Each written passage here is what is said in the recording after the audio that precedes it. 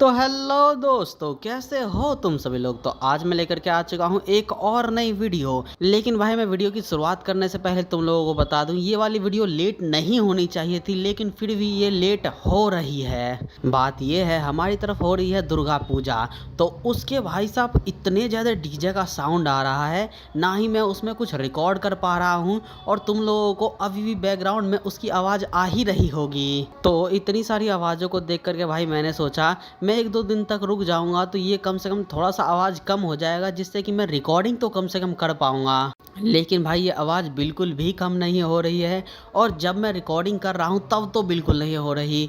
तो अगर तुम लोगों को थोड़ा सा बैकग्राउंड में दिक्कत होती है तो वो थोड़ा सा मैनेज कर लेना, या फिर अगर तुम लोगों के पास कोई हेडफोन या फिर ब्लूटूथ है तो उसको लगा करके देखो, तुम लोगों को वॉइस कम से कम क्लियर आएगी और मज़ा भी आएगा देखने को।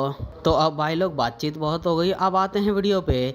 जहाँ पिछले एपिसोड के लास्ट में तुम लोगों ने देखा था, जब डार्क हेवन का लीडर अपने ही सबऑर्डिनेट को अपने सामने मरता देखता है तो ये गुस्से में पीछे मुड़ता है और जो के ऊपर अटैक कर देता है। फिर ये लीडर जैसे ही अटैक किया था उसी के साथ हमारा पिछला एपिसोड खत्म हुआ था। अब इस चैप्टर की शुरुआत होती है और हमें दिखाया जाता है लीडर को जितना भी अटैक होता है वो जो के ब्लैक होल पे जाकर के लगता है, और वो सारे के सारे ब्लैक होल उस सारे के सारे अटैक को खा लेते हैं अपने अंदर, जिसकी वजह से जो का वो जितना भी वाइड वाला अटैक होता है वो सारा का सारा नलीफाई हो जाता है। जो ये देख करके गुस्से में दोबारा से अपने तलवार को उठाता है और उसके अंदर एनर्जी पोर करते हुए वॉइड का एक बहुत ही बड़ा गोला बनाने लगता है। जो अब जितने में अपने अटैक को बना रहा होता है उतने में डार्क हेवन का लीडर जो के ऊपर अटैक करने को जाता है, लेकिन उतने में ही जो के अटैक के अंदर से ढेर सारे लेजर बीम निकलते हैं और वो लेजर लीडर ने जो अटैक किया था उस अटैक को भी नलीफाई करके रख देता है, और इसके साथ ही जितने भी आसपास किंग्स खड़े होते हैं उन सभी के ऊपर जा जाके पड़ने लगते हैं। जिसमें से ये जो पॉइजन वाला किंग था ये तो एक ही बार में मारा जाता है, और इसके साथ ही वो जो शैडो वाला किंग था वो भी एक ही बार में पूरी तरीके से खत्म हो जाता है। दूसरी तरफ फिस्ट किंग उस अटैक से बचने की कोशिश में भागता तो है, लेकिन भागते भागते उसका एक हाथ उसमें चला जाता है, लेकिन जान बच जाती है बंदे की। और वह इन सभी कारनामे को देख करके डार्क हेवन के लीडर की फटी रहती है। इसके बाद हमें जो का सीन दिखाया जाता है जो कि एकदम बैडएस वाला लुक दे रहा होता है। फिर हमें इसके ककासी वाले आंखों को दिखाया जाता है, और जैसे ही ये लीडर जो के आंखों में देखता है इसकी पूरी तरीके से दुनिया ही कांप जाती है। अब जब लीडर की पूरी पूरी दुनिया हिल जाती है तो ये एकदम कांपते हुए बोलता है, हम लोग सच्ची में हार गए। दूसरी तरफ जो अपने अटैक को देख करके सोच रहा होता है, अब जब मैंने हेवनली डिमोनिक डिवाइन आर्ट को भी यूज़ कर लिया तब भी मैं इन सभी को एक बार में नहीं मार पाया। सच में ये अनफॉर्मेबल और अनरेस्ट्रेन्ड रियलम बहुत ज़्यादा ही पावरफुल होता है। इसके बाद लीडर बोलता है, हम लोग जियांगसी से विड्रॉ कर लेंगे, तुम हमारे सारे बिजनेसेस के ऊपर टेक ओवर कर सकते हो। लीडर ये बोल करके सोचता है, मुझे बचे हुए किंग्स को ज़रूर से ही बचाना पड़ेगा, अगर वो भी यहाँ पे मारे गए तो डार्क हेवन एसोसिएशन का कोड यहीं पर ही ख़त्म हो जाएगा। जो लीडर की बात पे बोलता है, आखिर तुम ये झीजियांग से विड्रॉ कर लोगे तो फिर क्या होगा तुम्हारा? क्या वो लोग जो कि एकदम पेट फटने तक खाना खाते थे वो अचानक से भूखा रह लेंगे? मैं तुम्हारी इंटेंशंस को साफ साफ देख सकता हूँ। तुम बस यहाँ से जो क्लैन चेंबर ऑफ कॉमर्स को हटाना चाहते हो और ये जिंगसिया को हाफ में बांटना चाहते हो, जैसा कि तुमने पहले किया था। तुम यहाँ से बच के भागोगे और वाइल्ड हेवन एसोसिएशन या फिर ग्रीन फॉरेस्ट बैंडिट्स के पास जा करके वहाँ से अलायंस ऑफर करके हमारे ऊपर अटैक करोगे। लीडर बोलता है, मैं अपने इस बात को डार्क हेवन एसोसिएशन लीडर के नाम पे इस पूरे जियांगू में अनाउंस करवा दूंगा। जो बोलता है, तुम्हारी ये खाली खाली से वर्ड कभी भी तोड़े जा सकते हैं, तुम कभी भी अपने बात से पीछे हट सकते हो। जो ये बोलने के बाद अपने तलवार में एनर्जी डालते हुए दोबारा से वॉइड वाली टेक्निक को बनाते हुए बोलता है, उन सभी बातों को छोड़ भी दिया जाए तो तुमने हमारे साइड के ढेर सारे लोगों को मारा है, तो फिर तो तुम्हें तो मरना पड़ेगा ना। लीडर जैसे ही जो की बातों को सुनता है, ये अपने दूसरे हाथ का यूज करते हुए उसी फ्लेयर को निकालता है और उसको फायर करके वहां से भागते हुए बोलता है, अरे भागो रे, ये पागल हो चुका है। जो जो ये देख करके बोलता है तुम्हें सच में लगता है मैं तुम्हें ऐसा ही जाने दूंगा, लेकिन तभी इसको लोगों की मरने की दोबारा से आवाज़ आने लगती है। तो ये देख करके बोलता है अभी मेरे पास उनके पीछे जाने का समय नहीं है, यहाँ पे ऐसे ढेर सारे एम्प्लॉय हैं जिनके की मरने की आवाज़ इतनी ज़ोर ज़ोर से आए जा रही है, मुझे सबसे पहले उनको जा करके बचाना पड़ेगा। ये अभी समय नहीं है हमारे एनिमी के पीछे जाने का, मुझे सबसे पहले अपने जो क्लैन चेंबर ऑफ कॉमर्स का ध्यान रखना पड़ेगा।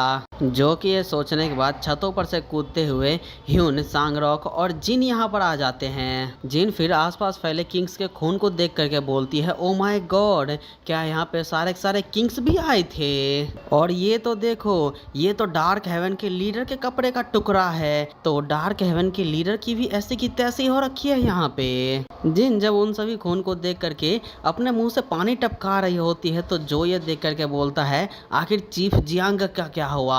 जिन ये सुन के बोलती है वो भी बस आ ही रहे हैं, लेकिन वो बहुत ज्यादा ही घायल हो रखे हैं। जो इसके बाद ह्यून से पूछता है आखिर आपके बारे में क्या? ह्यून बोलती है मैं ठीक हूँ। इसके बाद जब जो जिन की तरफ देखता है तो बोलता है ऐसे वैम्पायर की तरह अचानक से खेलना बंद करो, सबसे पहले हमें चेंबर को रिकवर करने पे फोकस करना है। मैं खुद पोयंग लेक के ईस्ट साइड में जा कर के वहाँ पर सारे के सारे शॉप्स को चेक करूँगा, तुम सारे के सारे नॉर्थ साइड में जाओ। और लेडी हान, क्या आप वेस्ट में जितने भी इंजर्ड लोग हैं उन सभी की तलाश कर सकते हैं? ह्यून ये सुन के कुछ बोलने की तो कोशिश करती है, लेकिन जिन तभी बोलती है ठीक है मैं ये करने के लिए तैयार हूँ। इसके बाद इन सभी के बीच और कोई बातचीत नहीं होती, सब अपने अपने काम की तरफ निकल जाते हैं। इसके बाद हमें एक बंदे को दिखाया जाता है जो कि दूर खड़े होकर के इन्हीं को देखे जा रहा होता है, और वो बंदा होता है लिन सी लेन, मुरीम अलायंस के स्पेशल फोर्सेस का एक मेंबर। अब जो कि वहाँ से चले जाने के बाद वो बंदा ऊपर जाते हुए सोचता है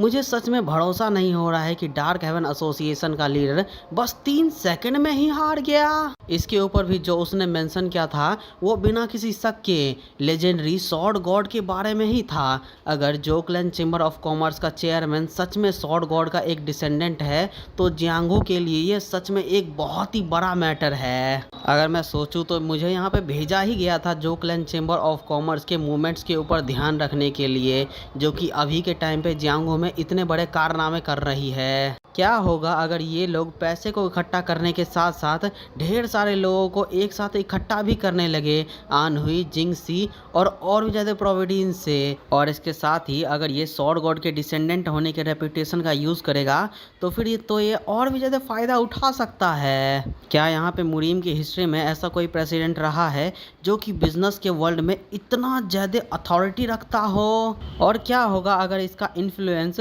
जिंगसी और आनहुई के साथ साथ और भी ज़्यादा नॉर्थ के इलाकों में फैलने लगा तो? और इसके साथ ही यहाँ पे ये बात भी है, इसके साथ 5 ग्रेट क्लैंस के इनहेरिटर भी हैं। इसके जो आयरन ओर के सप्लाई आते हैं वो सिचुआन के टांग क्लैन से आते हैं, और इसके इस चेंबर को जो अंदर से मैनेज करते हैं वो है जीगलवुन, नैंगबोंग, जियांगहो और ये पेंगाक। क्या होगा अगर ये अपने कनेक्शन के साथ साथ इन यंग प्रोटेडीज का भी यूज़ करेगा इनके क्लैन के बिहाफ पे? तो फिर तो इसका एक गलत मूव और हमारे अलायंस के टुकड़े टुकड़े हो जाएंगे। ये जो clan chamber of commerce clearly हमारे अलायंस के लिए एक बहुत ही बड़ा थ्रेट बन चुका है। मुझे इसके बारे में जितनी जल्दी हो सकता है उतनी जल्दी रिपोर्ट करना पड़ेगा।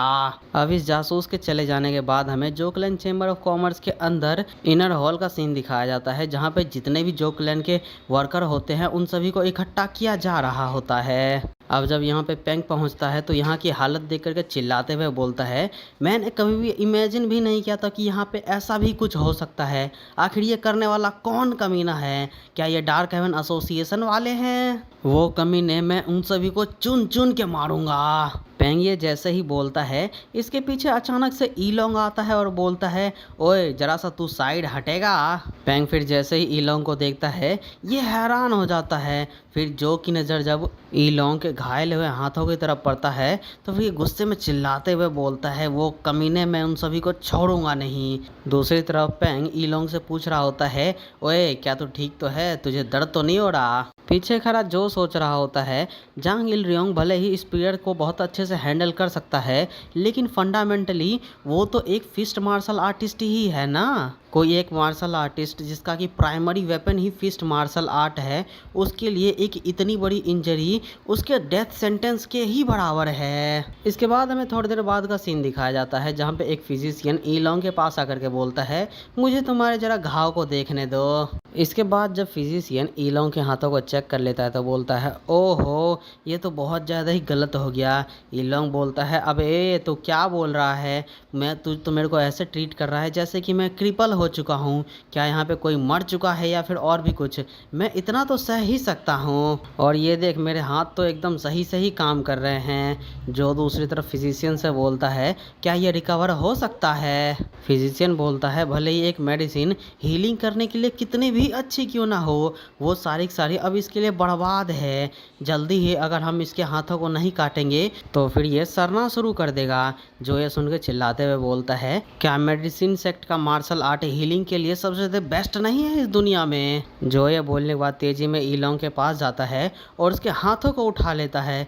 ईलोंग इस पे दर्द में कर्राते हुए बोलता है, ओए भाई मेरे को ऐसा नहीं है कि दर्द नहीं होता, अभी भी मेरे को ये दर्द कर रहा है। लेकिन जो बोलता है, फिजिशियन मैं कितना भी पैसा देने के लिए तैयार हूँ, प्लीज़ मेरे को कोई एक रास्ता बताओ इसके हाथों को बचाने का। फिजिशियन ये सुन के बोलता है, कोई ऐसा बंदा जिसने कि अपनी पूरी पूरी ज़िंदगी मेडिसिन आर्ट को ही प्रैक्टिस किया है, वो कुछ ऐसा कहने पे बहुत ज़्यादा ही फ्रस्ट्रेट हो रहा है। लेकिन मैं तुमको बता रहा हूँ, यहाँ पे कोई एक सो कॉल्ड लैंड ऑफ तगाता है जिसके बारे में की कहानियाँ अभी तक चलती हुई आ रही है। जो ये सुन के एक्साइटेड होते हुए बोलता है, ट्रू लैंड ऑफ तगाता, ये कौन सी जगह है, मुझे जल्दी से बताओ। फिजिशियन ये सुन के एक कहानी बताना शुरू करता है जिसमें वो बोलता है, डिमोनिक कल्ट के रेवेलियन के टाइम पे एक बहुत ही ज़्यादा घायल मार्शल आर्टिस्ट था जो कि एक डीप माउंटेन के अंदर ट्रैप हो चुका था। उस समय पे उसकी पूरी पूरी बॉडी की हालत बहुत ज़्यादा ही ख़राब थी। उसकी जितनी भी हड्डियाँ थी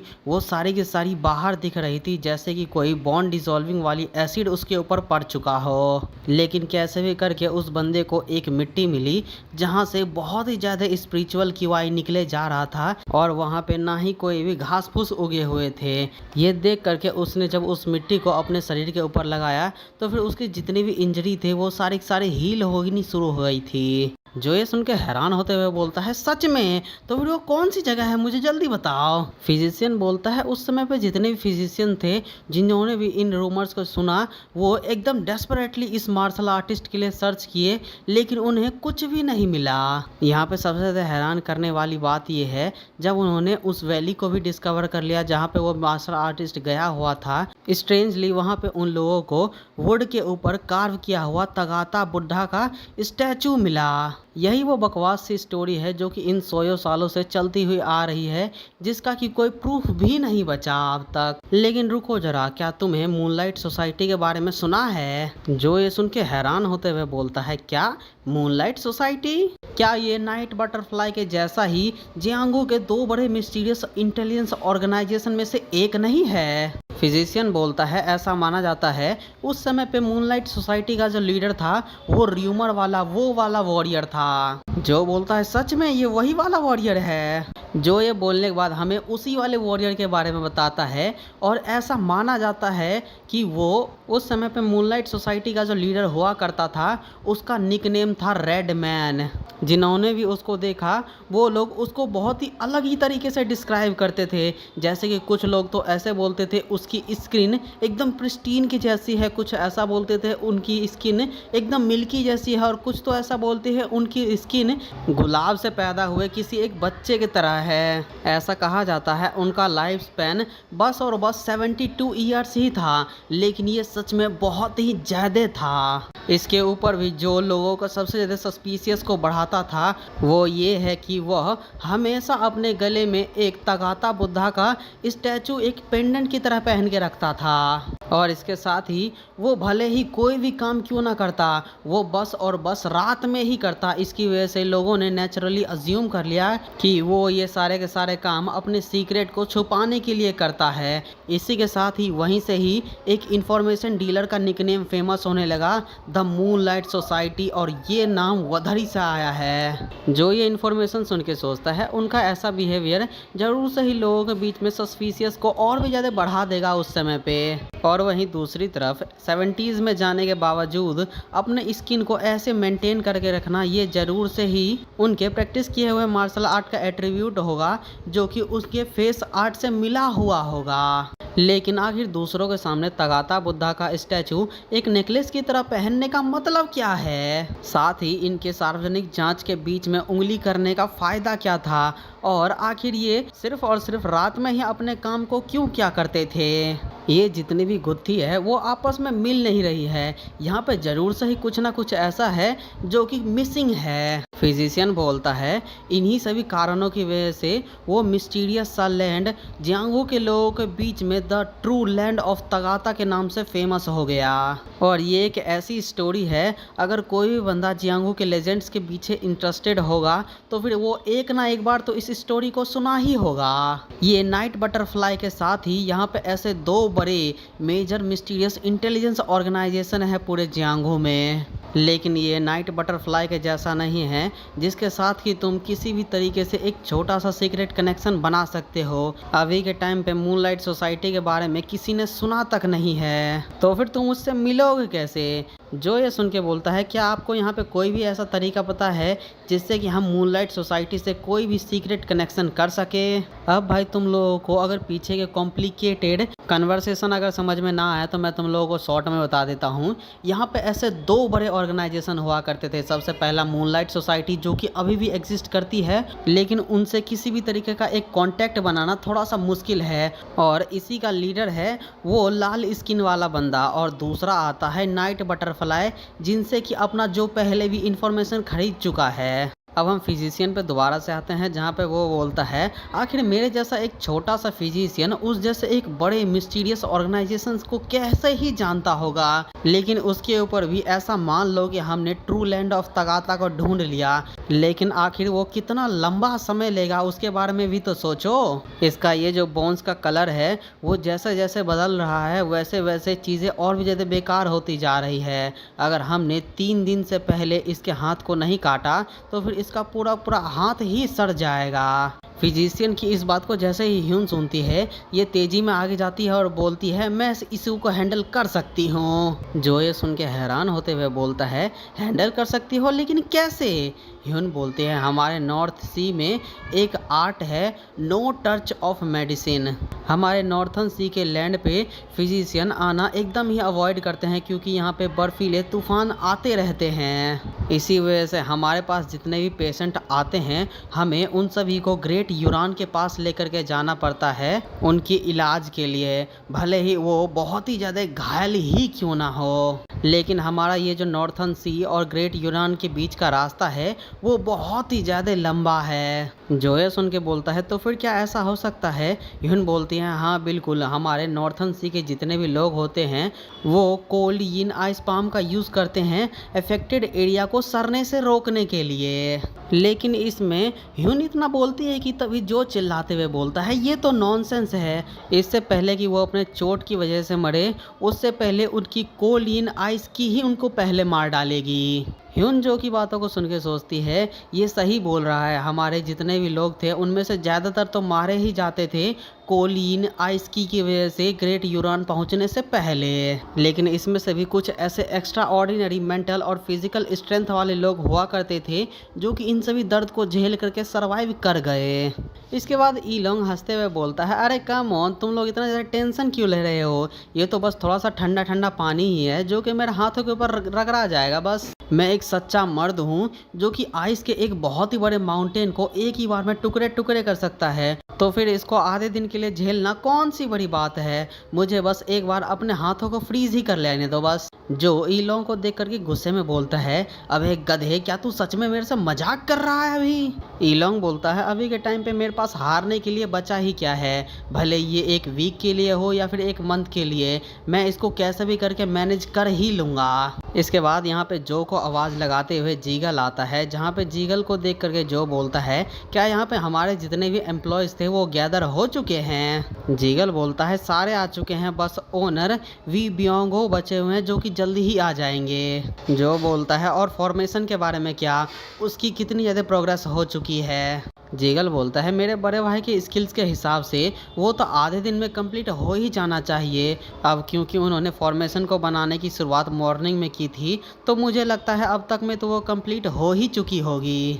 जो बोलता है और आखिर खाने के बारे में क्या, हमारे पास अभी के लिए कितना खाना है। जीगल बोलता है हम जो क्लैन चेंबर ऑफ कॉमर्स है मेरे भाई, तू जो ये क्वेश्चन पूछ रहा है ये तो फालतू सी बात है, तुझे ऐसे क्वेश्चन तो मेरे से पूछने ही नहीं चाहिए। जो जीगल की बात सुन के सोचता है वेल हमारे स्टोर हाउस में जितने भी ग्रेन्स स्टोर हो रखे हैं उसके हिसाब से हम बहुत महीनों के लिए तो काम चला ही लेंगे, लेकिन पछताने से बेहतर है खुद को सुरक्षित रहना। जो फिर बोलता है क्या तुम्हारे ब्रदर का ये जो फॉर्मेशन है वो एक अनफैथमेबल रियलम के मार्शल मास्टर के अटैक को झेल सकती है। जीगल बोलता है अगर तुम डार्क हेवन एसोसिएशन के लीडर की बात कर रही हो तो फिर मैं तो उसके बारे में गारंटी कर सकता हूँ। मेरा बड़ा भाई और मैं अपना बेस्ट करेंगे जिससे कि हम हमारी ये लाइफ गेट वाले फॉर्मेशन को संभाल सके और उनको एक सच्चा हेल दिखाएंगे। भले ही ये 3 दिन के लिए हो या फिर 3 महीनों के लिए, हम लोग ठीक रहेंगे। जो बोलता है चलो फिर ठीक है,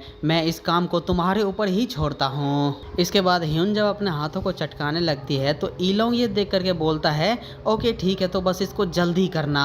इसके बाद ह्यून जब अपने आइस की वाई को एकदम खतरनाक तरीके से निकालती है तो ईलोंग की ये देख करके फटती है, फिर ये चिल्लाते हुए बोलता है रुको रुको रुको, मुझे यहाँ पे उससे पहले कुछ चाहिए। जो बोलता है हैं तुम्हें कुछ चाहिए, बताओ मुझे क्या चाहिए। ईलोंग बोलता है गो का एक बोर्ड और दारू की एक बाटली। जो ये सुन के सोचता है क्या ये पागल गधा अब ग्वान युनच्योन के कॉपी करने की कोशिश कर रहा है। अब भाई ये ग्वान युनच्योन ये एक ऐसा बंदा था जिसकी हाथों की जब सर्जरी हो रही थी तो ये गो गेम खेल रहा था, ये उसी के बारे में बात कर रहा है। ईलोंग की बातें सुनकर के सांगरोक बोलता है क्या यहाँ पे कोई ऐसा बंदा है जो कि नॉर्मल होगा। जीन इस पे बोलती है देखो तो सही बोल भी कौन रहा है, पागलों में से भी सबसे बड़ा पागल। सांगरोक इस पे बोलता है ओए खून चूसने वाली चुड़ैल ये तो क्या बोल रही है मेरे बारे में। जो फिर ह्यून से बोलता है जल्दी से आगे आओ और इस काम को जल्दी से फिनिश करो। ह्यून भी एकदम रेडी होते हुए बोलती है ठीक है अभी आई। ह्यून इसके बाद अपने आइस की वाई को निकालती है और धीरे धीरे करके ईलोंग के हाथों को फ्रीज करने लगती है और इस प्रोसेस में भाई ईलोंग की जो दर्द होता है ना इसकी फटके 4 हो जाती है। ईलोंग को भाई कितना दर्द हो रहा है ये पैनल देख करके ही तुम लोग समझ सकते हो। ईलोंग को यूं चिल्लाता देख करके ह्यून चिल्लाते हुए बोलती है नहीं मैनेजर जियांग, आपको अपने कॉन्शियसनेस को बिल्कुल भी नहीं खोने देना है, आपको होश में रहना है। जल्दी कीजिए अपने इंटरनल एनर्जी को रेगुलेट कीजिए और ये कोल्ड इन आइस की को फेस कीजिए और साथ ही साथ में अपने इंटरनल एनर्जी के फ्लो को भी बढ़ाते रहिएगा। जो ये सिचुएशन देख करके हैरान होते हुए सोचता है आखिर कितने ही ऐसे वीक लोग होंगे जो कि दर्द के कारण मारे गए होंगे। इवन ये तो ईलोंग के लिए भी इम्पॉसिबल हो रहा है ऐसे दर्द को झेलना। जो ये सोच करके अपने तलवार को निकालता है और उसको सामने फेंक करके उसके ऊपर चढ़ के बोलता है मैं जल्दी ही वापस आऊँगा। फिर ऐसा बोल करके सॉर्ड पे चढ़ के एकदम तेजी में वहाँ से उड़ते हुए निकल जाता है। जो को यूं सॉर्ड पे उड़ता देख करके जियांगो हैरान होते हुए बोलता है अबे आखिर मैंने अपनी आंखों से क्या देख लिया। जीगल बोलता है मैंने तो इसके बारे में बस सुना ही था। सांगरोक बोलता है ओह शिट, और भी ज़्यादा गलत हो गया, ये तो अब और भी ज़्यादा पहले से स्ट्रॉन्ग बन चुका है, अब तो ये इवन सॉर्ड के ऊपर उड़ भी सकता है। लेकिन जिन खुशी में चिल्लाते हुए बोलती है वाओ कितना ज़्यादा ऑसम है। पेंग भी भाई हैरान होते हुए बोलता है यंग सॉर्ड गॉड। अब इसी के साथ भाई इन लोगों का सीन खत्म होता है। इसके बाद हमें 3 दिन बाद नैनगम क्लैन के अंदर बुढ़ऊ चैन का सीन दिखाया जाता है जो कि एकदम मस्ती में लेटे हुए धूप सेके जा रहे होते हैं। तभी इनके सिर के ऊपर किसी की छाया पड़ती है जो कि और कोई नहीं अपना जो ही होता है जो कि तलवार के ऊपर उड़ते उड़ते इनके सर के ऊपर आ चुका होता है। जो फिर तलवार के ऊपर से कूदते हुए बोलता है सच में ये जगह पहले जैसा ही ब्यूटीफुल है। आप कैसे हैं मास्टर, आप ठीक तो हैं? लेकिन आखिरकार ये पैट्रियाज कहाँ पे हैं? बुढ़ऊ चैन सोचते हैं पैट्रियाज नहीं, सबसे पहले इम्पोर्टेंट वाली बात ये है क्या इसने इतने समय में एक और नए रियल में ब्रेक थ्रू कर लिया? क्या सच में ऐसा पॉसिबल भी है किसी का मार्शल आर्ट इतनी ज़्यादा तेजी से प्रोग्रेस हो? जब की कंट्रोलिंग शॉट टेक्निक का जो रियलम है इसके पूरे पूरे पीक पर पहुंच जाती है तब प्रैक्टिशनर का स्पिरिट और स्वॉर्ड एक हो जाता है और इसी से जन्म होता है स्वॉर्ड स्पिरिट का। और यही वो वो पॉइंट है जहां से तुम फ्लाइंग स्वॉर्ड को परफॉर्म कर सकते हो। और क्या मैं आज पर्सनली एक अननोन वर्ल्ड को विटनेस कर रहा हूं जहां पर कि ना ही मैं और ना ही पैट्रियाच नैनगोम सू पहुंचे हैं अब तक। इवन अगर कोई भी दो इंडिविजुअल अनफैथमेबल रियलम के सेम मार्शल सोल रियलम तक पहुंच जाता है तो फिर वो कितना ज़्यादा पावर को शो कर सकता है वो पूरी तरीके से उसके क्षमता के ऊपर ही डिपेंड करता है। ये अनफैथमेबल रियलम पूरी तरीके से 4 कैटेगरी में डिवाइड किया गया है। पहला मार्शल सोल स्टेज, दूसरा मार्शल स्पिरिट स्टेज, तीसरा बाउंडलेस स्टेज और चौथा इमेंसिटी स्टेज। मैं खुद बड़ी मुश्किल से मार्शल सोल रियलम तक पहुंचा हूं, जबकि पैट्रियाच नैनगोम सू वो मार्शल सोल या फिर मार्शल स्पिरिट के बीच में कहीं पर हैं। वहीं दूसरी तरफ ये जो हुआई अपनी फ्लाइंग स्वॉर्ड को एकदम फ्रीली विल्ड कर सकता है। इसका मतलब यही है ये स्वॉर्ड स्पिरिट रियलम को सरपास करके बाउंड्रेस रियलम की तरफ बढ़ चुका है। आखिर ये बाउंडलेसनेस रियलम होता क्या है जो कि मुरीम अलायंस के लीडर मार्शल एम्परर और माउंट वा के एमिस्ट मिस्ट सॉर्ड सेंट आपस में वर्ल्ड के बेस्ट बनने के लिए कम्पीट कर रहे हैं। उनके द्वारा पहुंचे गए हेवन रियलम से भी ऊपर हेवन रियलम की वास्तविकता की विशालता को छोड़कर सिर्फ ऐसे एक लौते पर्सन हैं जो कि बाउंडलेसनेस रियलम में पहुंचे हुए हैं इस पूरे जियांगू में, जो कि हैं शाओलिन के the great grand master of great void.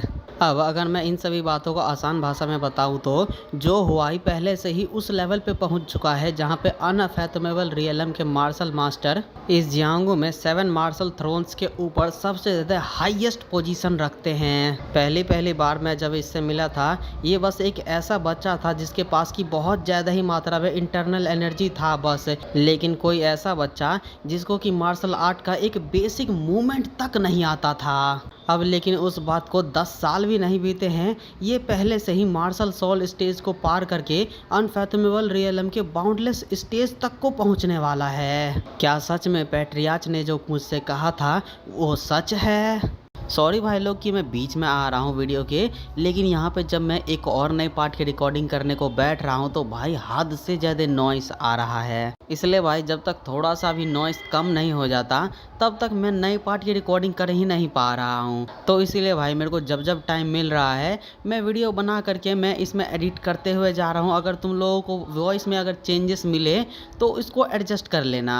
Now back to the story line, जहाँ पे बड़हू चैन याद करते हैं कि किस तरीके से पैट्रियाच नैनगोम सू ने कहा था ये जो हमारे रिप्रेजेंटेटिव जो हैं वो सॉर्ड गॉड के सक्सेसर बनेंगे। बड़हू चैन ये याद करने के बाद सोचते हैं इस मुरीम के इतने बड़े हिस्ट्री में सिर्फ और सिर्फ 3 ही ऐसे गॉड्स हुए हैं। क्या सच में किसी एक गॉड की लेगेसी इतनी ज़्यादा रिमार्केबल होती है कि जो किसी बंदे को इस तरीके से ग्रो कर सकती है? इसके बाद जो फाइनली बड़हू चंद से बोलता है क्या हम हमारे प्राइवेट कन्वर्सेशन को बाद में कर सकते हैं? बड़हू चंद ये सुनने के बाद वहाँ से जाते हुए बोलते हैं अभी का टाइम है पैट्रियाच के ऑफिशियल ड्यूटीज़ को अटेंड करने का, तो इसीलिए हमें सबसे पहले पैट्रियाच के हॉल में जाना चाहिए।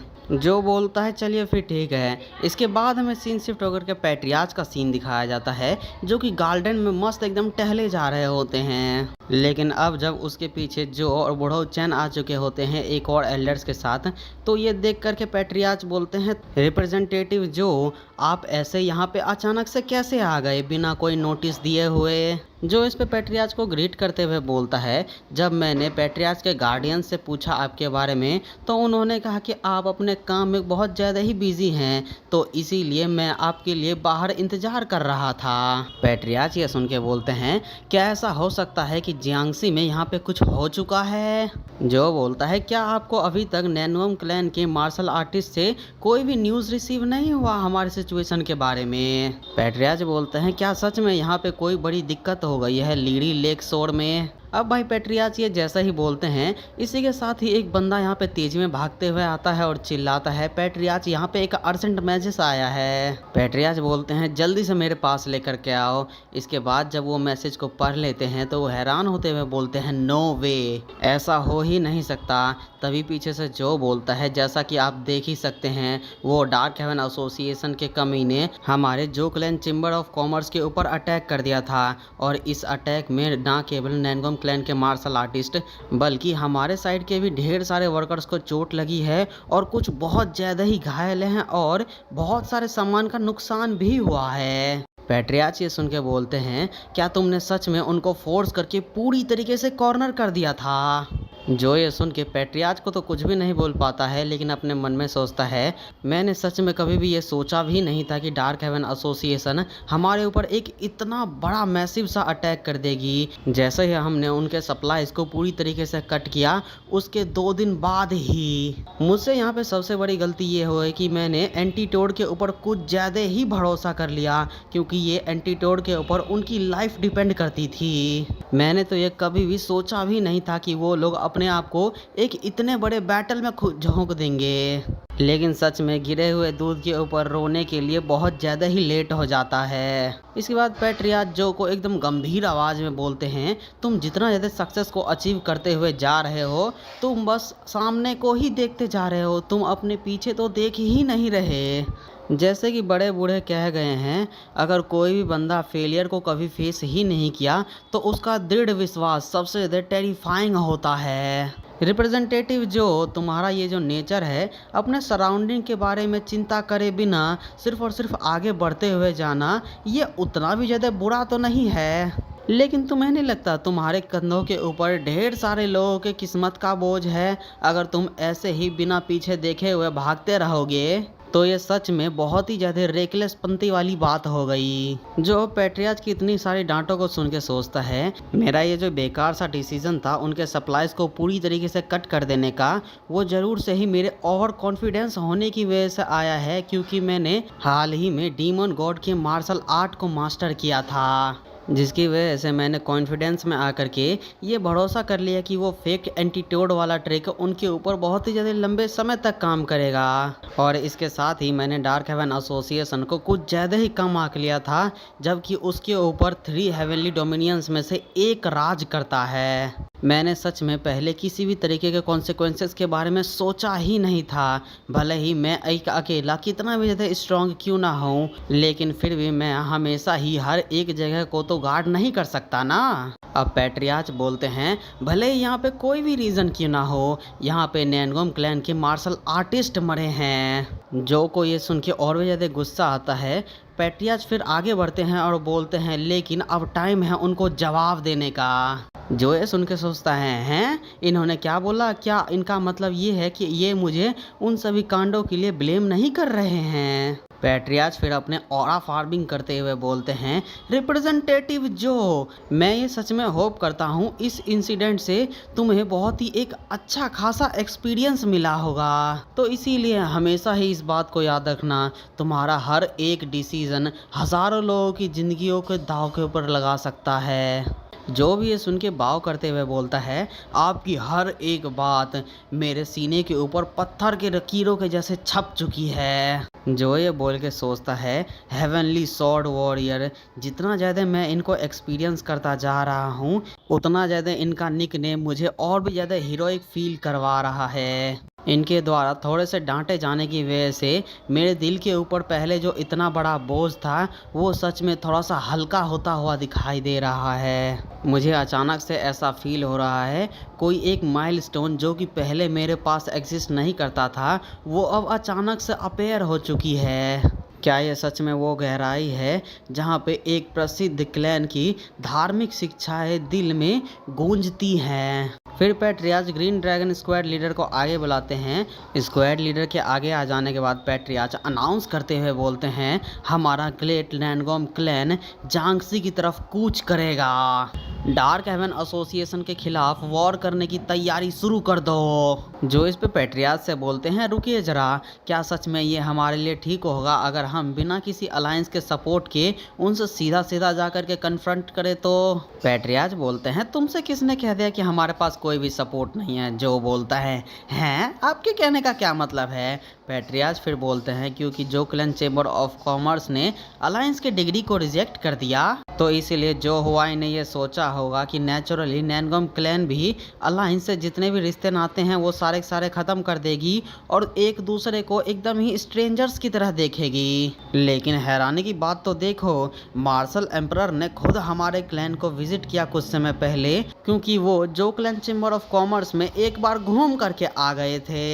मार्शल एम्परर, जिनको कि ज़्यादातर लोग जानते तक नहीं हैं, उन्होंने झांसी में जाकर के कुछ तो ऐसा देख लिया होगा जिसकी वजह से वो हमें फुल सपोर्ट करने को तैयार हो चुके हैं। जिसके प्रूफ के तौर पे नैनगोम क्लैन को हेवनली ड्रैगन फ्लैग मिला, जिसके पास की अथॉरिटी है हैनान ब्रांच के मुरीम अलायंस की जो heavenly dragon battle armour unit है उनको मोबिलाइज करने की। अब जब हमारे पास मैं, मेरे एल्डर अंकल और रिप्रेजेंटेटिव जो हैं, जो कि तीनों ही अनफैथमेबल रियलम के मार्शल मास्टर हैं, और इसके साथ ही हमारे क्लैन के एलाइट मार्शल यूनिट के सपोर्ट के साथ साथ अलायंस के हेवनली ड्रैगन आर्मर यूनिट का सपोर्ट भी है, तो हमारे पास सफिशिएंट चांस है विनिंग का। मैं कोई ऐसे बंदे के जैसा नहीं हूँ जो कि हद से ज़्यादा रेकलेस होता है। अब जो इस टॉन्ट को सुन के सोचता है इनका ये जो नोबल मैन वाला कैरेक्टर था वो भले ही अच्छा है, लेकिन इनके ये जो ग्रजेस होते हैं वो कुछ ज़्यादा ही नहीं हो रहा। जो फिर ये सोचने के बाद बोलता है, मैं अभी के टाइम पे बैटल में तो पार्टिसिपेट कर ही नहीं सकता।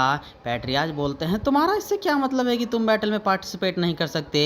क्या जो क्लैन चेंबर ऑफ कॉमर्स हमारे नैनगोम क्लैन से ज़्यादा रिस्क पे नहीं है अभी के टाइम पे? जो बोलता है, मुझे यहाँ पे एक्चुअली में चीफ जांग इलरियोंग से रिलेटेड कुछ काम करना है। जो फिर जब सारी बातों को पैट्रियाज को बता देता है तो पैट्रियाज ये सुन के हैरान होते हुए बोलते हैं, क्या? मैंने तो इसके बारे में सुना ही नहीं था। और ये ट्रू लैंड ऑफ तगाता, जो बोलता है, क्या आपको इसके बारे में कुछ भी पता है? पैट्रियाज बोलते हैं, मैंने मूनलाइट सोसाइटी के लीडर के बारे में थोड़ा कुछ सुन रखा है, लेकिन तुम जो ये स्टोरी बता रहे हो ये तो कुछ ज़्यादा ही फेमस और कॉमन है। जो बोलता है, तो क्या सच में ये र्यूमर सही है कि कोई एक मार्शल आर्टिस्ट ज़मीन पे लौट करके अपनी ज़िंदगी को बचाया ट्रू लैंड ऑफ तगाता की वजह से? पैट्रियाज बोलते हैं, ये तो बस एक र्यूमर है। तुम्हें नहीं लगता ये जो इतने बड़े बड़े इसके बारे में किस्से फैल गए हैं वो मार्शल आर्टिस्ट सेम पर्सन होगा, क्योंकि वो उसकी स्किल्स जो कि है मार्शल आर्ट में वो सेम है, जो कि अपने यूथ को मेंटेन करके रखता होगा और तगाता बुद्धा के स्टैचू के पेंडेंट को हमेशा पहन के रखता होगा। अगर ये सच में ऐसी बात है तो फिर तो उसको किसी और चीज़ के लिए बहुत ही ज़्यादा फेमस होना चाहिए था। जो बोलता है, आपका ये कहने से क्या मतलब है? पैट्रियाज बोलते हैं, वो सबसे ज़्यादा मोस्ट जेनरस बुद्धिस्ट पिलाग्राम में से एक है शाओलिन की पूरी हिस्ट्री में। जब भी वो उनको विजिट करने के लिए जाता तो शाओलिन टेम्पल हमेशा ही उनको ग्रीट करने के लिए एक अरहात को तो भेजता ही। जो ये सुन के हैरान होते हुए बोलता है, आखिर उस बंदे ने इतना कौन सा डोनेट कर दिया जो कि शाओलिन टेम्पल का एक अरहात उस जैसे एक छोटे से पिलाग्राम के लिए एक गाइड का काम कर रहा है? पैट्रियाज इस पे अपनी एक उंगली को दिखाते हुए बोलते हैं, 1 मिलियन न्यांग। र्यूमर्स के हिसाब से कहा जाता है उसने अपनी पूरी ज़िंदगी में 1 मिलियन गोल्डन न्यांग्स को डोनेट किया है। जो ये सुनते ही शौक में चिल्लाते हुए बोलता है, 1 मिनट, क्या ये जरा सा सेंस भी बना रहा है कि किसी एक बंदे ने 1 मिलियन गोल्डन न्यांग को डोनेट किया हो? पैट्रियाज बोलते हैं, तुम एक बार इन्फॉर्मेशन डीलर के बारे में सोचो तो सही, वो एक बार में कितना ज़्यादा चार्ज करते हैं? आखिर उनका इनकम होता कितना होगा? उसने अपनी लगभग सारी की सारी वेल्थ ही शाओलिन टेम्पल के बुद्धिस्ट सेक्टम को डोनेट कर दिया है। जो फिर सोचता है, 1 मिलियन गोल्डन न्यांग, ये एक इतना बड़ा फॉर्चून है जो कि काफ़ी है एक बहुत ही बड़े लोकल लीजन को इकट्ठा करने को। तो ये है रेपुटेशन और पावर शाओलिन टेम्पल का। जो ये सोचने के बाद फिर बोलता है, लेकिन मुझे ये समझ में नहीं आ रहा, आखिर उस बंदे ने अपने सारे के सारे फॉर्चून को शाओलिन टेम्पल को ही डोनेट क्यों कर दिया? पैट्रियाज बोलते हैं, इसके रीज़न के बारे में तो किसी को भी नहीं पता, ये तो पूरी तरीके से मिस्ट्री है। अगर यहाँ पे कोई भी चीज़ बची है तो वो है उनका और शाओलिन का कनेक्शन बस। जो ये सुनने के बाद थोड़ा सोचता है, फिर पैट्रियाज से बोलता है, क्या आपको कोई ऐसा तरीका पता है जिससे कि हम मूनलाइट सोसाइटी को कांटेक्ट कर सके? पैट्रियाज बोलते हैं अगर मुझे कोई ऐसा तरीका पता भी होता, लेकिन यहाँ पे अलायंस है जो कि उनको 30 सालों से चेस करते हुए आ रही है। इस वजह से उन लोगों ने अपने जियांगो में होने के जितने भी ट्रेसेस हैं उनको पूरी तरीके से कंसील करके रखा हुआ है। ये तो लगभग पूरी तरीके से एक यूनिवर्सल बिलीफ ही बन चुका है कि उनको पूरी तरीके से वाइप आउट ही कर दिया गया है। जो ये सुन के हैरान होते हुए बोलता है सच में उनको वाइप आउट कर दिया? पैट्रियाज बोलते हैं अगर तुम्हारा ऑब्जेक्टिव ट्रू लैंड ऑफ तगाता है तो तुम्हारे लिए अच्छा होगा कि तुम शाओलिन टेम्पल जाओ। जो बोलता है लेकिन शाओलिन ही क्यों? पैट्रियाज बोलते हैं ये बस हमारा छोटा सा स्पेटिकुलेशन ही है जो कि 10-20 सालों से चलता हुआ आ रहा है। वो ये है कि मूनलाइट सोसाइटी का जो लीडर है उसने अपनी सारी की सारी अथॉरिटी को अपने सक्सेसर को पास करके शाओलिन में जा करके निर्वाणा को अटेन कर लिया है। जो ये सुन के सोचता है शाओलिन टेम्पल के वो घुसंड टकले मॉन्क सच में कुछ ज़्यादा ही अलग है। इसके ऊपर भी ये शाओलिन सेक्ट ही नहीं है जो कि एरोगेंटली अपने प्राइड के ऊपर ये क्लेम करती है कि जितने भी मार्शल आर्ट हैं सेंट्रल प्लेन में वो पूरी तरीके से हमारे शाओलिन से ही ओरिजिनेट हुई है। बस ये सोच के ही कि मुझे उन जैसे स्ट्रिक्ट सिंगल माइंडेड और नोटी मॉन्क्स को फेस करना पड़ेगा, ये सोच के ही मेरे को हेडेक आ रहा है। जो फिर ये सोचने के बाद पैट्रियाज से बोलते हैं क्या शाओलिन का जो लीडर है वो मेरे से मिलने को तैयार होगा? पैट्रियाज ये सुन के बोलते हैं तुम हमारे क्लैन के रिप्रेजेंटेटिव हो जिसके पास की अनफैथमेबल रियलम की कल्टीवेशन है और उसके ऊपर भी तुम चेयरमैन हो जो क्लैन चैम्बर ऑफ कॉमर्स के, जो कि अभी के टाइम पे बिजनेस का जो सर्कल है उसमें तहलका मचाए जा रही है। लेकिन अगर इन सभी को छोड़ भी दिया जाए तो शाओलिन किसी भी बुद्धिस्ट पिलाग्राम को यूं ही तो नहीं जाने देगी ना मेरी जान। जो इस पे बोलता है ये मॉन्क पैसों के लिए इतने ज़्यादा पागल क्यों है? पैट्रियाज इस पे बोलते हैं यही तो नेचर होता है ज़्यादातर बुद्धिस्ट और ताओइस्ट का, स्पेशली उन लोगों का जो कि 9 ग्रेट सेक्ट 1 यूनियन से बिलोंग करते हैं। जो बोलता है ऐसा लगता है ये सच में बहुत ज़्यादा ही एक्सपेंसिव होने वाला है। जो ये बोल के सोचता है नहीं मेरे पास अभी टाइम नहीं है पैसों के बारे में सोचने का, मुझे सबसे पहले तो जांग इलरियोंग के बारे में सोचना पड़ेगा। यहाँ पे उसके मार्शल आर्ट की लाइफ इन पैसों से कई गुना ज़्यादा कीमती है। शायद से ये शाओलिन बाल्डी कोट जो पैसों के लिए इतना ज़्यादा पागल है वो मेरे लिए ही अच्छा हो। जो ये सोचने के बाद पैट्रियाज से बोलता है क्या आप अभी के लिए यहीं पर ही बैठने वाले हैं? पैट्रियाज बोलते हैं मेरे सामने जो आने वाली फाइट है उसको अवॉइड करना यहाँ पे कोई सॉल्यूशन नहीं है। जो बोलता है ऑफ कोर्स, लेकिन प्लीज़ तब तक आप इसको अवॉइड कीजिएगा जब तक कि मैं जांगसी में वापस नहीं आ जाता। पैट्रियाज जो की बातों को सुन के सोचते हैं तो इसको अच्छे से पता है अगर ये बैटल फील्ड को ज्वाइन करेगा तो ये बहुत सारी लाइव्स को जाने से बचा सकता है, जबकि ये इस सिचुएशन से बड़ी आसानी से बच के निकल सकता है। इसके एक्सेप्शनल एबिलिटी के हिसाब से ये सच में इजी नहीं है अपने रिस्पॉन्सिबिलिटी के इम्पोर्टेंस को रिकॉग्नाइज करना किसी इस जैसे एक सिचुएशन में। शायद से ये इंसिडेंट इसके ग्रोथ में एक और स्टेज आगे बढ़ने में इसकी हेल्प कर दे। पैट्रियाज ये सोच के जो से बोलते हैं बस अपनी बातों के ऊपर खड़े उतरना। जो बोलता है और हाँ मेरे को आपसे एक और फेवर चाहिए। हमारे चेम्बर में ली योम सोम नाम के एक मैनेजर हुआ करते थे, वो करंटली अभी के टाइम पे मिसिंग हैं। पैट्रियाज बोलते हैं हाँ मैं उसके बारे में जानता हूँ, इसने एक बार हमारे भी स्टील वर्कशॉप को मैनेज करने में हमारी मदद की थी। तुम्हें इसके बारे में चिंता लेने की ज़रूरत नहीं है, मैं किसी को ऑर्डर दे दूंगा उसको ढूंढने के लिए। जो ये सुन के पैट्रियाज को थैंक यू बोलता है, फिर अपने स्वॉर्ड को निकालता है, फिर उसके ऊपर उछल के चढ़ते हुए बोलता है चलिए फिर ठीक है अब मैं आपको पोयांग लेक पे मिलता हूँ। जो ऐसा बोलने के बाद वहाँ से तेजी में उड़ते हुए चले जाते हैं। पैट्रियाज ये देख करके शॉक होते हुए बोलते हैं अबे ये क्या था? हो जैसा कि एक्सपेक्ट किया था सॉर्ड गॉड के एक डिसेंडेंट से इसकी ये एक्स्ट्रा ऑर्डिनरी सी कदम ये हमारे नैनगोम क्लैन के लिए कोई डिजास्टर लाएगा या फिर प्रॉस्पेरिटी, ये अभी भी हमारे लिए क्लियर नहीं है। पैट्रियाज के बोलने के साथ ही हमें शाओलिन टेम्पल का सीन दिखाया जाता है जिसको कि तुम माउंट सॉन्ग, डैनफेंग कंट्री, हानियन प्रोविडेंस भी कह सकते हो। अब यहाँ पे शॉर्ट पे उड़ते हुए अपना जो भी आ जाता है, जहाँ पे वो इतनी बड़ी कतार को देख करके सोचता है ये सच में इम्प्रेसिव है। जितने भी पिलाग्राम्स होते हैं वो हर साल यहाँ पे विजिट करने के लिए आते ही हैं। और अभी तक तुम लोगों को पिलाग्राम का मतलब नहीं समझ में आया तो मैं तुम लोगों को बता दूं, ये वो लोग होते हैं जो कि दान धर्म करते हैं अपनी मर्जी से। ये कोई बहुत ही बड़ा अमीर आदमी भी हो सकता है और बहुत ही ज़्यादा गरीब आदमी भी हो सकता है जो कि 2 रुपया भी दान दिया हो। जो इतने सारे लोगों को देख करके सोचता है आखिर मैं इन सभी को कैसे नहीं जान सकता हूँ। यहाँ पे जितने भी पिलाग्राम्स होते हैं उनमें ज़्यादातर तो गरीब लोग ही होते हैं जो कि शाओलिन टेम्पल में इकट्ठा होते हैं। अपने मरे हुए बाप की आफ्टर लाइफ पीसफुल हो उसके लिए, घर में कोई बीमार हो उसके लिए, अपनी माँ की सेहत के लिए और न्यू बॉर्न बेबीज़ के ब्लेसिंग के लिए। मैं ऐसे ही इन जैसे लोगों के सामने से लाइन को कट करके आगे तो नहीं जा सकता।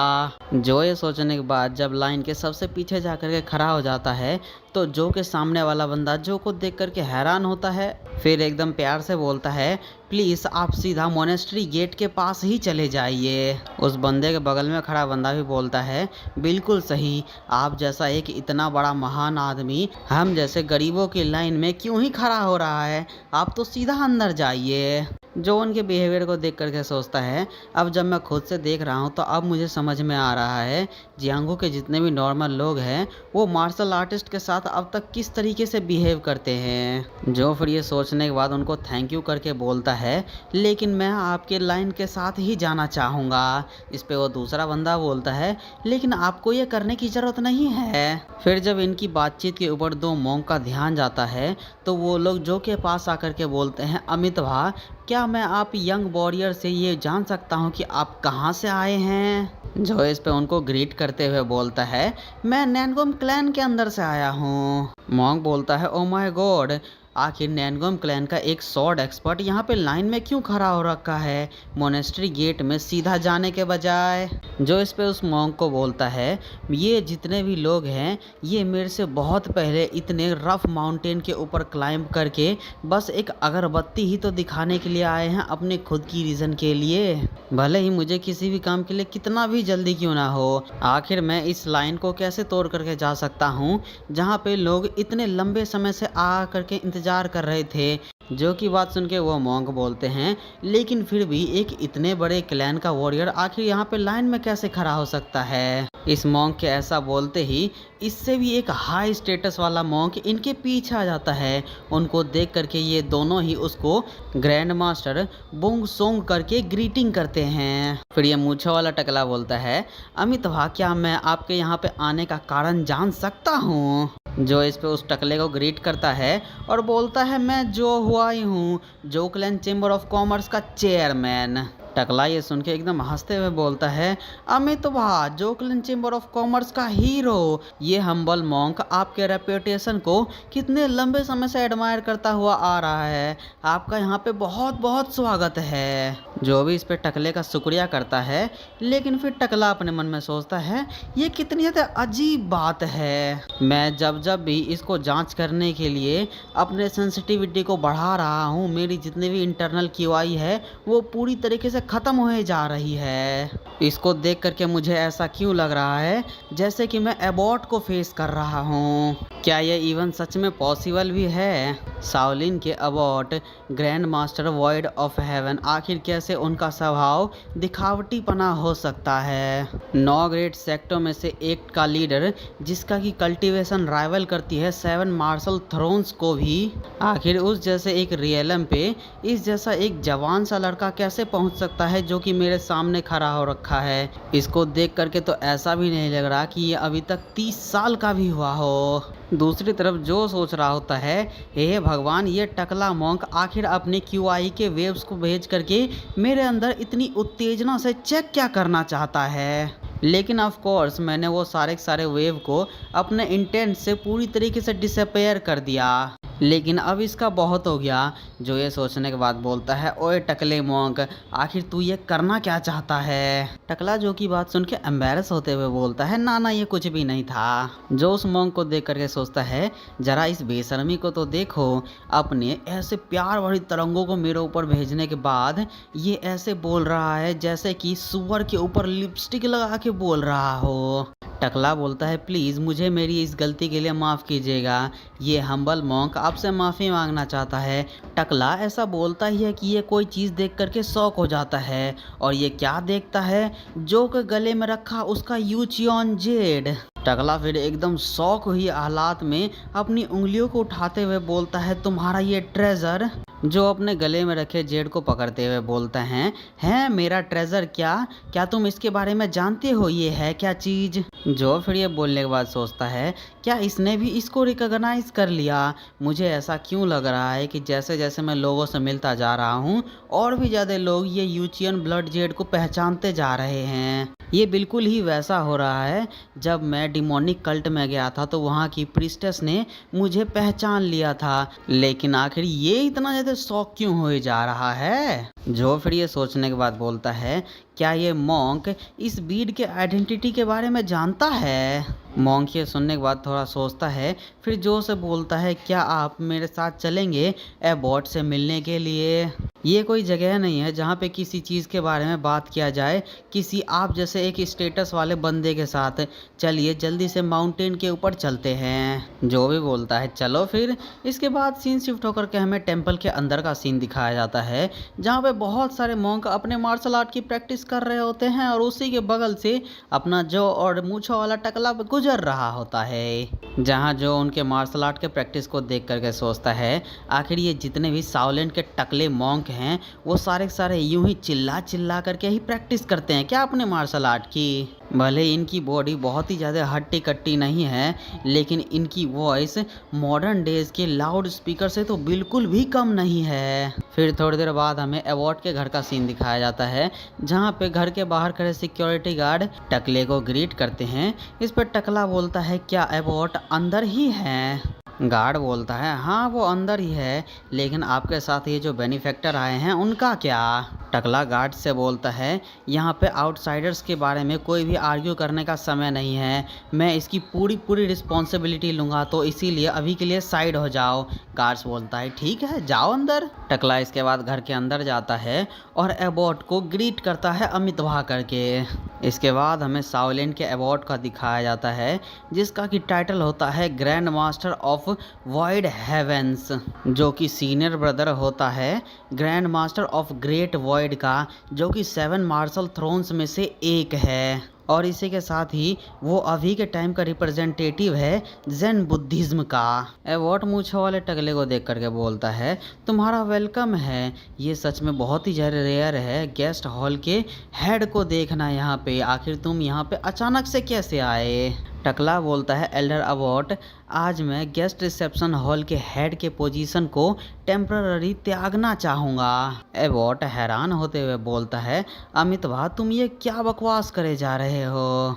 एबॉट के ये बोलते ही टकला अपने पास से काले मोती वाला एक कंगन निकालता है। एबॉट उस बीड को देख करके हैरानी में खड़े होकर के बोलता है ये पैटर्न तो असुराज का है जो कि डेमंस को लीड किया करते थे, और सकारा जिसने कि उनके नेतृत्व किया और उनके खिलाफ लड़ाई करी। ये सिंबल्स तो लोअर यार्ड का है। ऑथर इसके बाद हमें लोअर यार्ड के बारे में बताता है धर्मा लोअर यार्ड, ये वो लोग होते हैं जो कि साओलिन को डार्कनेस में रह करके प्रोटेक्ट करते हैं। धर्मा लोअर यार्ड ये एक ऐसी फोर्स है जो कि जब तक अपेयर नहीं होती जब तक कि साओलिन पूरी तरीके से एक क्राइसिस में ना हो। एबॉट बोलता है अमित भा मैं लोअर यार्ड को ग्रीट करता हूँ, मुझे सच में बिल्कुल भी नहीं पता था गेस्ट रिसेप्शन हॉल का हेड इसमें एसोसिएटेड होगा, लेकिन क्या यहाँ पे साओलिन को कुछ हुआ है। टकला शर्माते हुए बोलता है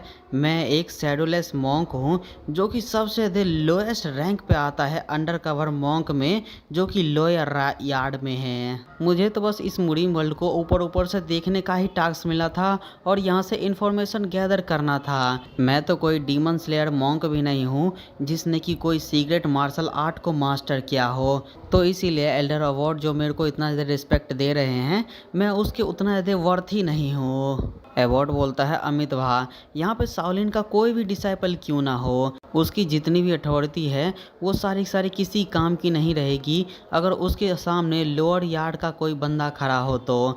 जो कि हमारे इस शाओलिन को इतने लंबे समय से सीक्रेटली गार्ड करते हुए आ रहे हैं। लेकिन आप उन सभी बातों को छोड़िए, मुझे जल्दी से बताइए कि यहाँ पे मैटर क्या है। टकला बोलता है, हमारी शाओलिन की इतनी लंबी हिस्ट्री में सिर्फ और सिर्फ एक ही बार ऐसा हुआ है कि हमने पूरी तरीके से खत्म हो जाने वाले क्राइसिस को फेस किया है। जियांगो के इतिहास में हुई अशांति के बीच सबसे बड़ा नरसंहार हेवनली डिमोनिक कल्ट के रेवेलियन के बीच हुआ था। लेकिन इतने बड़े डिजास्टर होने के बावजूद शाओलिन ने कभी भी अपने मोनेस्ट्री को तो सरेंडर नहीं किया डिमोनिक कल्टिस्ट के सामने। तो फिर क्या यहाँ पे कोई और सा भी मैसेकर हुआ था जिसके बारे में कि वॉइड हेवन को नहीं पता? टकला बोलता है, वो जो इंसिडेंट हुआ था वो कोई ऐसा डिजास्टर नहीं था जो जिसको कि इस पूरी दुनिया एक मैसेकर कहे।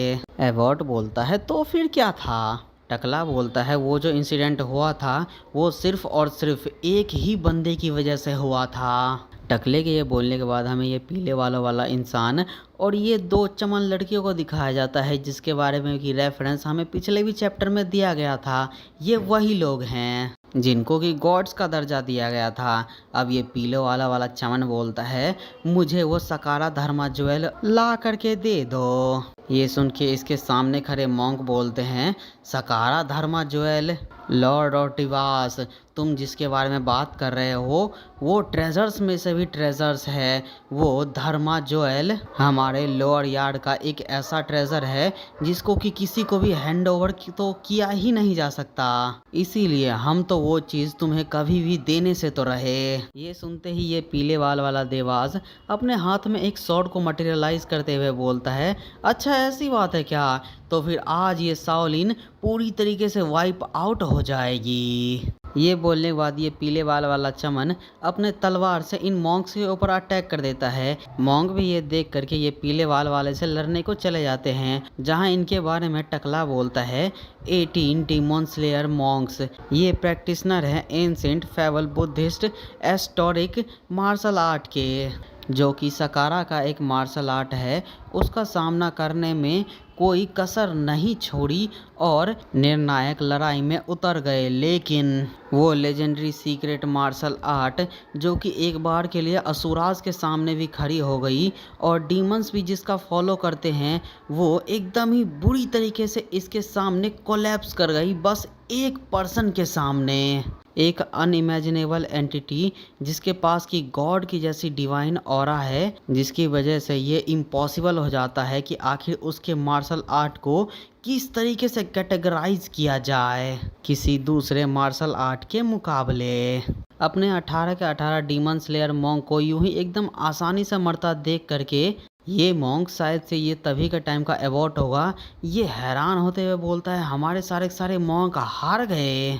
इसके बाद ये पीले वाला चमन बोलता है, अब तुम लोग क्या करने वाले हो? क्या यहाँ पे शाओलिन के जितने भी मॉन्क्स हैं जब तक कि वो मारे नहीं जाते सारे के सारे रजिस्ट ही करने वाले हैं, या फिर वो सकारा धर्मा ज्वेल को तुम लोग अभी इतनी आसानी से हैंड ओवर कर दोगे?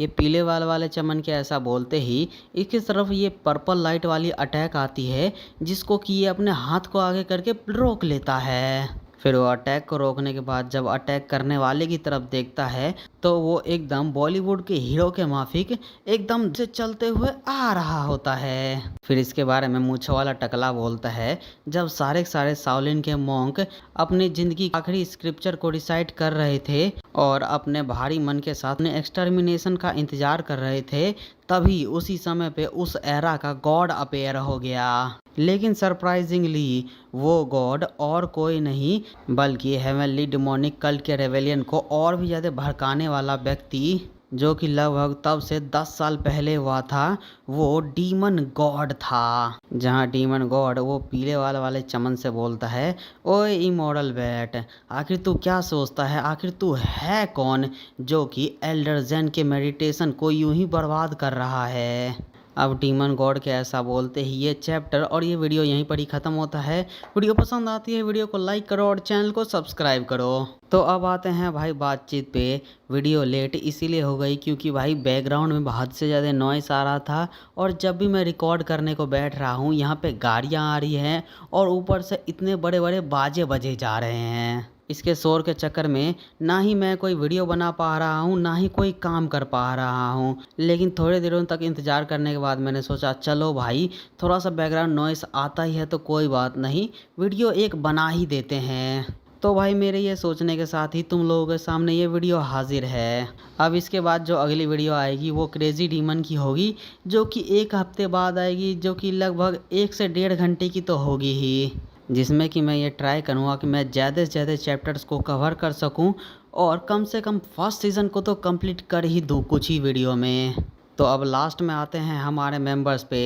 हमारे सबसे पहले मेंबर्स हैं मैक्स, दूसरे हैं मार्जिन मीहा, तीसरे हैं मोहम्मद नोमन, चौथे हैं फरहान गेमिंग और पाँचवें हैं पेटीएम गुरुजी। तुम लोगों का शुक्रिया भाई मेरी चैनल की मेंबरशिप लेने के लिए, और स्पेशल थैंक्स भाई मैक्स को जिन्होंने की शुरुआत करी मेंबरशिप की। तो अब इसी के साथ वीडियो को ख़त्म करते हैं, लेकिन वीडियो के अंत में भाई तुम लोगों को नवरात्रि की बहुत बहुत शुभकामनाएं। तुम लोग भी जितना हो सकता है उतना ज़्यादा फेस्टिवल को एंजॉय करो। तो अब मिलते हैं अगली वीडियो में, तब तक के लिए बाय बाय।